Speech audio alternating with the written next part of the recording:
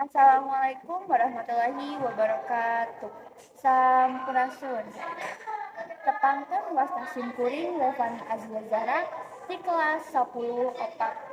Simkuring bari sadogikeun dongeng anu jujurna balesan kanu kejem. Kieu ieu dongengna. Hiji mangsa sakadang puyuh kacida sediheunana sabab anakna sadua-duana anu karek gumuling teu aya dina sayangna. Padahal canna diparaban.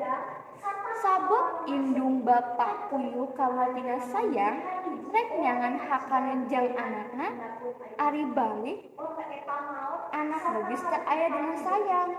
Nu aya teh ngan getih ucat acret.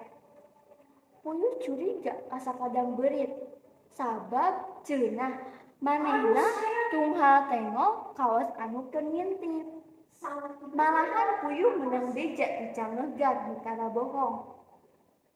Cenah nya nangeunaan beurit kawatina sayang puyuh bari suhutna pinuku getih. Cangeugan teu bisa nulungan da si beurit kaburu-kabur.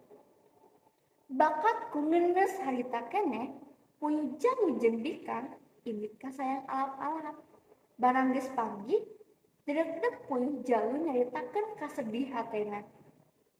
Alap-alap nyanggupan mangnaurkeun kasedih puyuh. Ceunah si beurit rek dijejewet. Ti harita alap-alap sok nyumput dina tangkal tereup. Panonna mah teu weleh gular-gilir nempo ka handap nempoan sugan beurit kaluar tina sarangna. Fungsi sakali mah alap-alap nyamber si monyong. Ngan anu disamberna rikat nyumput kana sayangna handapeun tunggul. Di harita anu diinjer ku alap-alap teh teu kaluar deui. Ari beurit sanggeus rumasa boga dosa ngahakan anak puyuh bari dirina ngarasa diancam ku alap-alap dina hiji peuting kabur. Ngan di perjalanan nyorang wahangan manehna teu bisa meuntas. Kerulang jentul di sisi wahungan. Nah atuh ari ngajreng teh bangkong hejo ka hareupeunna. Puguh we beurit teh kacida luaseunana. Disangkana mah alap-alap mudag. Cek beurit, "Alah, maneh mah ngareureuwas." Nah, make ngareureuwas sakadang beurit awas boga dosa. Cek bangkong, "Rek ka mana wayah kieu geus di dieu?" Sakadang beurit cek bangkong deui. Ngadenge omongan bangkong kitu teh, beurit malahan beuleum asa kasindiran. Tungtungna mah beurit waleh hayang dipangmeuntaskeun sabab cenah aya pelung kabelah ditu.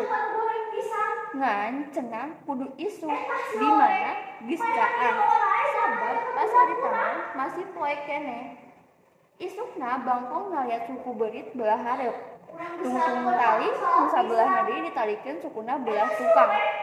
Geus kitu ngajlong bangkong ka wahangan atuh beurit kagusur.